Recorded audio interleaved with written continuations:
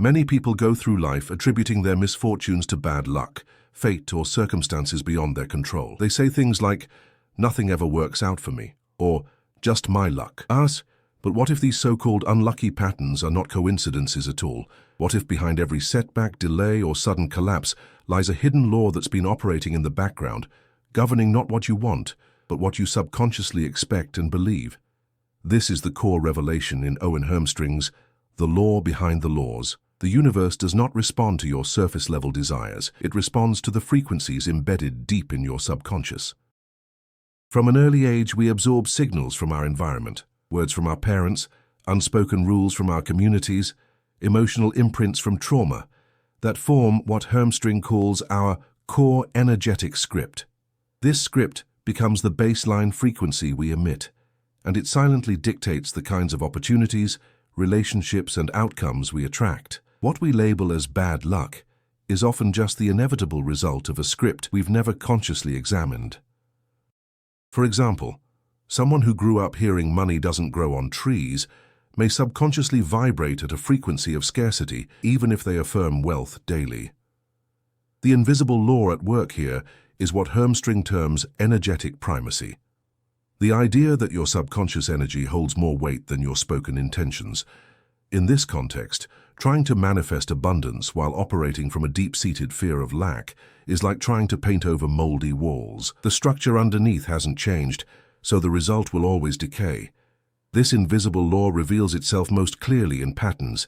If you consistently date people who hurt you, or jobs always end in conflict, or opportunities crumble just as they begin to bloom, these aren't coincidences. They are the natural consequences of an energetic law responding to your underlying beliefs. Hermstring notes that the universe is not cruel, it is coherent. It mirrors you with painful precision until you change the original imprint. Many people get stuck here. They try harder, they hustle, they read books on productivity or relationships, hoping external strategy can override internal chaos. But results don't shift. Why? Because the law doesn't care how hard you work if you're still radiating frequencies of fear, shame, or unworthiness. This is not a punishment, it's precision. The law acts like a mirror, not a judge. It doesn't respond to what you say you want. It reflects what you truly believe is safe or familiar.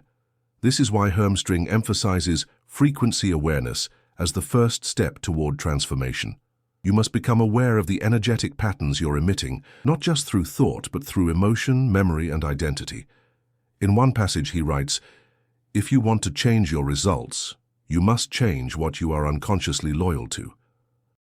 Many people are unconsciously loyal to failure, betrayal, or struggle because those emotions feel familiar, and the nervous system mistakes familiarity for safety. This insight is radical because it shifts the focus away from external control and into internal sovereignty. Instead of blaming life, fate, or bad luck, you begin to realize, my reality is not a punishment, it is a projection. What I see is not random, it is a mirror of my deepest frequencies. Once you understand this, the question changes from "why does this keep happening to me?" to "what am I unknowingly aligned with?" This simple shift moves you out of victimhood and into power. Not the power of force or control, but the power of resonance. In upcoming topics, we'll explore how to identify these invisible scripts, how to dissolve them without shame, and how to reprogram the subconscious mind so that it becomes an ally in your manifestation journey, not a saboteur. But for now, the first step is simple and profound. Recognize that your bad luck might actually be your deepest belief system playing itself out. And that means it can be rewritten. You were born without fear of failure, without beliefs of limitation, without shame about receiving or asking. But somewhere along the way you inherited a script. This script wasn't written by your conscious self. It was assembled quietly, piece by piece, by the environment you grew up in. Every raised voice, every withheld hug, every praise followed by a condition. These moments weren't just experiences. They were programs being downloaded into your subconscious. Owen Hermstring calls this your original code of reception, a hidden network of beliefs and frequencies that silently shape what you allow, block, or sabotage in your life. Unlike conscious thoughts, these imprints aren't verbal, they're emotional. You may not remember the moment your nervous system decided love meant unpredictability, or that asking for help was dangerous, or that money came with guilt, but your energy remembers, and it replays the same scenarios over and over again, not because you're broken, but because your inner script believes this is what life is supposed to feel like. Hermstring explains that the subconscious doesn't seek what's good, it seeks what's familiar. If chaos, rejection, or struggle was the emotional atmosphere of your childhood, your subconscious now considers that home.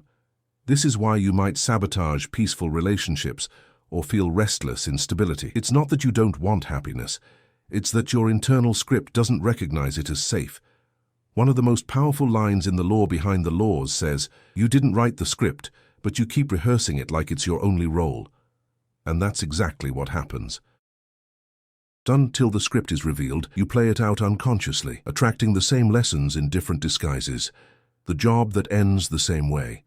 The friendship that mirrors past wounds. The opportunity that collapses just before success. And each time, you call it bad luck. But it's not bad luck, it's memorized frequency. This explains why affirmations alone often don't work.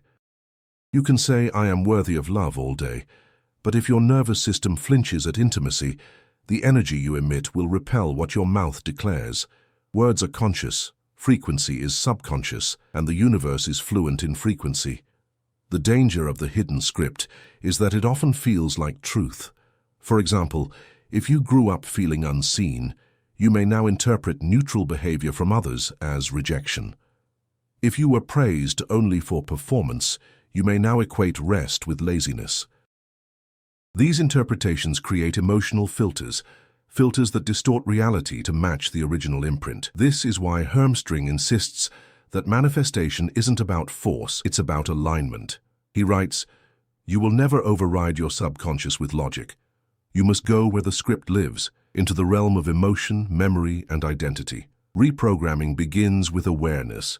You must become a detective of your own energy patterns. Ask yourself, what emotions feel normal in my life? Chaos, guilt, scarcity. What kind of situations do I unconsciously recreate? What do I consistently avoid or sabotage, even when I say I want it? When you spot the pattern, you don't shame it. You witness it. And that witnessing begins to break the spell. It's important to remember, the script isn't you. It was installed into you. That means it can be changed. Hermstring often uses the metaphor of updating software. Your hardware, your body, your potential is fine. It's the code running in the background that needs revision. In the next topic, we'll explore how these imprints anchor themselves, not only in emotion but in identity, and why your subconscious would rather keep you small and familiar than risk the unknown of expansion. But for now, the truth is clear. If your life feels like it's stuck on repeat, it's time to question the script, not the mirror. There's a silent conflict within you. On the surface, your intention is loud and clear. I want abundance, I want love, I want peace. But beneath that, your identity whispers something else entirely. I am not worthy, I am always struggling, I am hard to love. This conflict creates a frequency mismatch, and that's why the universe doesn't respond the way you expect. In The Law Behind the Laws, Owen Hermstring illustrates this perfectly. Your life doesn't rise to the level of your desire. It sinks to the level of your identity. This is why most people find themselves stuck. It's not a problem of goals, it's a problem of self-perception. Your identity is not just a collection of thoughts, it's an energetic baseline. It's what your nervous system expects. Even when you dream bigger, your subconscious will pull you back to the level it considers safe. And it does this by creating what Hermstring calls energetic friction. It shows up as self-sabotage, hesitation, avoidance, fatigue, or chronic almosts. You almost made it, almost had the relationship, almost felt peace, but then something happened. What happened was your inner identity ran up against the limit of what it believes you deserve. Let's say you start affirming wealth. You meditate, journal, visualize success, but deep inside you still carry a belief that money is dangerous, that rich people are greedy, or that you'll be judged if you rise. So even as you declare wealth with your words, your energy says, "This isn't safe." And energy always wins. This explains why some people work endlessly and see no results, while others seem to attract opportunities effortlessly. It's not luck, it's identity frequency. One person's subconscious says, "Of course I'm supported." The other says, "I always have to struggle." Hermstring warns, if your desires threaten your sense of self, you will unconsciously destroy them. That means the more you try to expand without shifting your identity, the more resistance you'll feel. Not because you're weak, but because your subconscious is trying to protect you from becoming someone it doesn't recognize. This protection is primitive. Your subconscious isn't concerned with joy, it's concerned with sameness. If you've always been the underdog, the fixer, the invisible one, then breaking free from that pattern feels like death to the ego. That's why people self-sabotage right before things get better. It's not fear of failure, it's fear of identity collapse. So how do you shift identity? You begin by observing your emotional default. What do you expect to feel every day? Overwhelmed, rejected, unseen? That's your identity speaking. Then, you begin to introduce new emotional signatures, not through logic, but through experience. Visualization, somatic practices, inner child work, all are methods Hermstring recommends to help the nervous system experience a new normal. But the key is repetition. The subconscious rewires through felt repetition, not intellectual understanding. This is why reading a book once won't change your life, but reconditioning your emotional experience daily can. And here's the paradox. You don't need to become a new person. You need to remember who you were before the world told you who to be. Hermstring describes identity as a soul clothed in survival patterns. The true self was always there. The work is peeling back what was never yours to begin with. When your identity and your intention finally align, something powerful happens. The universe no longer receives two signals. It gets one clear message. This is who I am, and this is what I allow. And the universe responds, not to the words, but to the coherence. In the next topic, we'll go deeper into this energetic coherence and how it becomes the new magnet for the reality you truly want, not the one you've been taught to settle for. Imagine trying to tune a radio to your favorite station, but your hand keeps shifting the dial every few seconds. That's what most people do when they set intentions. On one level, they say they want love, abundance, freedom. But on a deeper, often unconscious level, they radiate fear, guilt, shame, or resentment. The result? Static, confusion, no clear signal. And the universe, bound by laws of energy, doesn't respond to unclear frequencies. Owen Hermstring defines energetic coherence as the alignment between thought, feeling, and frequency. When those three are in harmony, manifestation becomes inevitable. But when there's a mismatch, when your thoughts say yes and your energy says no, you enter the domain of energetic contradiction. And contradiction repels results. This invisible law is the reason your vision board isn't working. You might have images of a dream home, a soulmate, or financial success, but if your dominant emotional state is still rooted in anxiety or self-doubt, your energy cancels the request. The universe does not hear your words, Hermstring writes. It echoes your emotional signature. Let's break it down. Your thoughts are the blueprint, your emotions are the fuel, your frequency is the broadcast. If you think about success but feel undeserving of it, the broadcast is weak, scrambled, inconsistent. Like a flickering light bulb, it doesn't provide enough energetic stability for the universe to respond. The manifestation either doesn't happen, or it arrives distorted, unsustainable, or accompanied by chaos. Hermstring calls this the shadow signal. It's the hidden energetic pattern behind your visible intentions. It's what causes someone to say, every time I get close to love, it falls apart. Or as soon as money comes in, it disappears. It's not a coincidence, it's energetic incoherence. So how do you build coherence? First, you must identify where your energy splits. That means asking yourself hard questions. Do I say I want love but secretly fear intimacy? Do I say I want freedom but cling to control? Do I say I want success but judge those who have it? These internal contradictions are not flaws.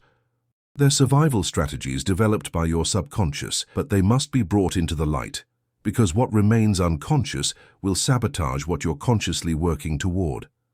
Next, Hermstring suggests emotional calibration. That is, consistently cultivating the feelings associated with your desired outcome before it arrives. Want peace? Practice calm breathing and spaciousness daily. Want abundance? Engage in acts of generosity and gratitude now. Want connection? Show up with vulnerability and presence in small everyday ways. Energetic coherence is not perfection. It's consistency. It's learning to broadcast one clear signal long enough for the universe to lock on and deliver. Just like GPS needs a fixed location to guide you, the universe needs a stable frequency to align with, and that means stopping the habit of energetic backtracking. Many people sabotage coherence by obsessively checking if the manifestation is happening. That anxiety disrupts the frequency. It says, "I don't trust this is working," and the universe mirrors that doubt back. The moment you shift from trying to being, everything begins to respond differently, Hermstring writes. Coherence isn't forced, it's felt. It's the quiet confidence of knowing you're energetically aligned even before results appear. When you master coherence, life stops feeling like a guessing game. You no longer chase outcomes, you attract them naturally and steadily. Your energy becomes the invitation, and the universe always RSVPs to a clear, coherent signal. In the next topic, we'll dive into how early programming implants limiting frequency loops and how to break them for good.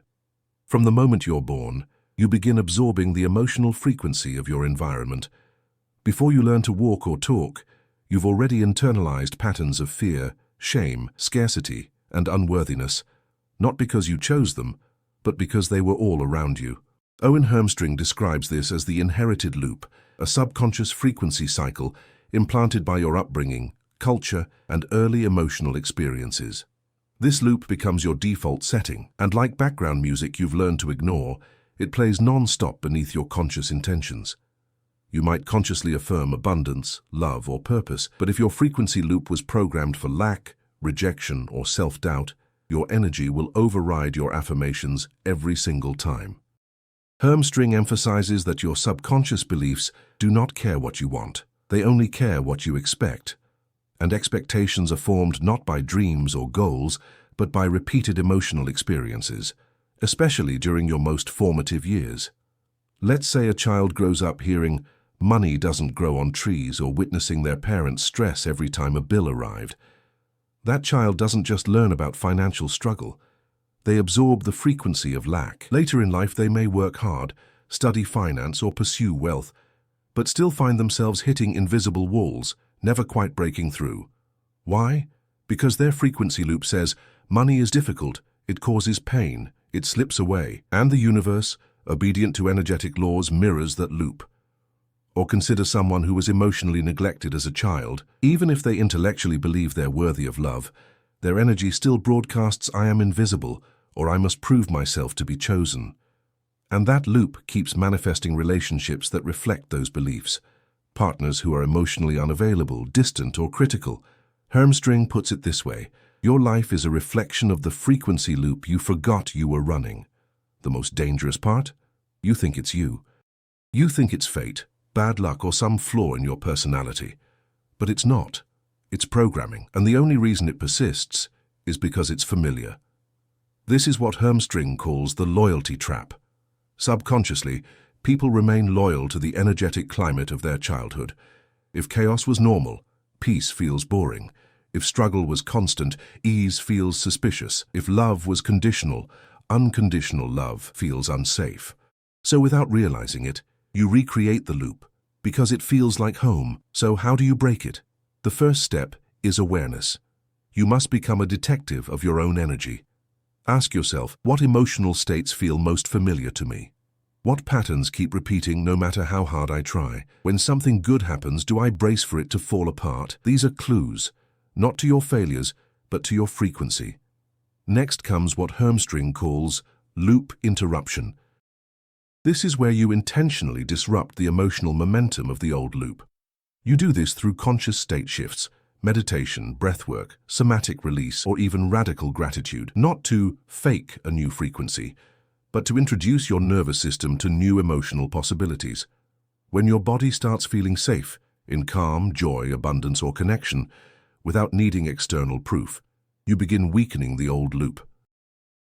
And as Hermstring insists, the loop only exists because your energy keeps feeding it. Breaking the loop doesn't mean erasing the past. It means no longer sourcing your future from it. It means reclaiming your energetic authority, moment by moment. And once you do, your external world starts catching up with your new internal state. In the next topic, we'll explore how your identity is formed by these energetic patterns and why changing how you see yourself is the key to lasting transformation. You don't manifest what you want. You manifest who you are at a subconscious level. That's a central truth in Owen Hermstring's teachings, and it's one of the most overlooked laws governing your life. According to Hermstring, your energetic identity is the hidden template that shapes your reality, regardless of your conscious desires. Here's the paradox. Most people try to change their life while staying energetically loyal to an old version of themselves. They visualize abundance but still feel like the person who never has enough. They affirm self-love but still vibrate at the frequency of rejection. They dream of transformation but remain identified with limitation. And so nothing changes, or worse, it gets worse. This isn't laziness or lack of willpower, it's identity inertia. Hermstring defines energetic identity as the emotional frequency you repeatedly return to when no one is watching. It's the baseline of your self-concept, not what you say in front of others, but what your nervous system believes is true about you. And unless that identity changes, the universe will keep sending you situations to match it. This explains why so many people sabotage success. When a new opportunity arises, a promotion, a new relationship, a moment of visibility, it threatens their energetic identity. If they've spent years subconsciously believing, "I'm not good enough," then success becomes unfamiliar, and what's unfamiliar often feels unsafe to the body.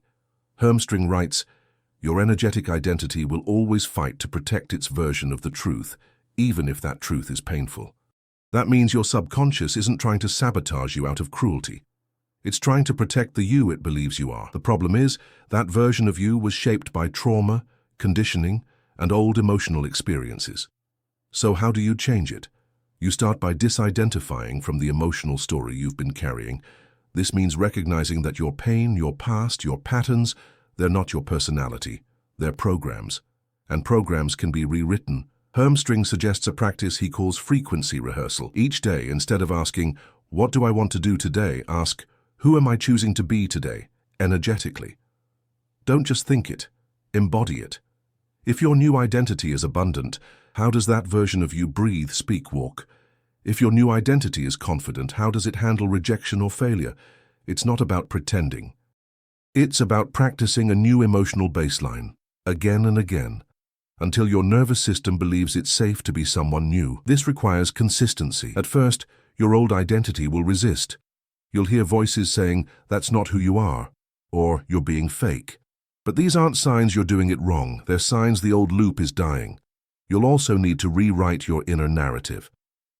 Hermstring emphasizes the power of identity mantras, not affirmations aimed at the future, but truth stated in the present. For example, "I am the frequency of peace, even in chaos." "I am worthy of love without performing for it." "I am no longer loyal to a version of me that was built in fear." These mantras aren't magic spells. They're energetic instructions, and the more you repeat them, especially when your environment challenges them, the more your reality begins to reflect them. Hermstring insists the version of you that's trying to manifest is not the one who will receive the manifestation. You must become someone new, in energy, first. Changing your energetic identity is not about becoming someone else.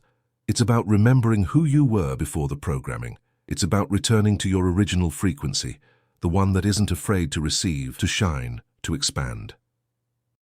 In the final topic, we'll explore the ultimate shift, how to align your energy with the source code of the universe, the hidden frequency field that responds to every signal you send. Throughout this journey, we've uncovered many hidden mechanisms that sabotage your manifestations, from subconscious contracts to frequency traps and inherited energetic blueprints. But at the root of all of it, there lies a deeper law that Owen Hermstring calls the source code of reality. This is not a metaphor. It's the real-time field of energy that responds to who you are, not who you wish to be. Hermstring describes the source code as an intelligent, responsive matrix of consciousness that mirrors your dominant vibration. In other words, your life is not random. Every outcome is a mirror, not of your conscious thoughts, but of your sustained emotional frequency.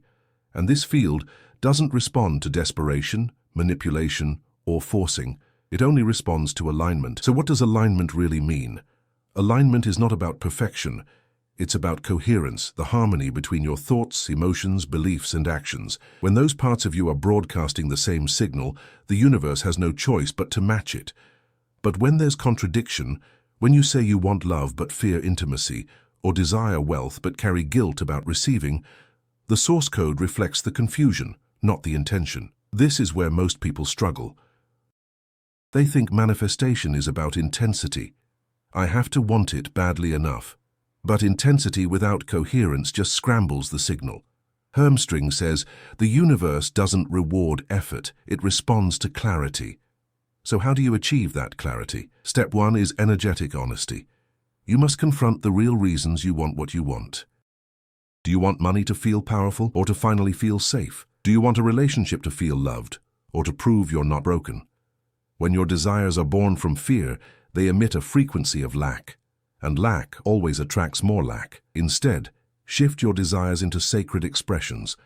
Want money because your soul is ready to expand, not because your ego is tired of shrinking. Want love because your heart overflows, not because it's empty.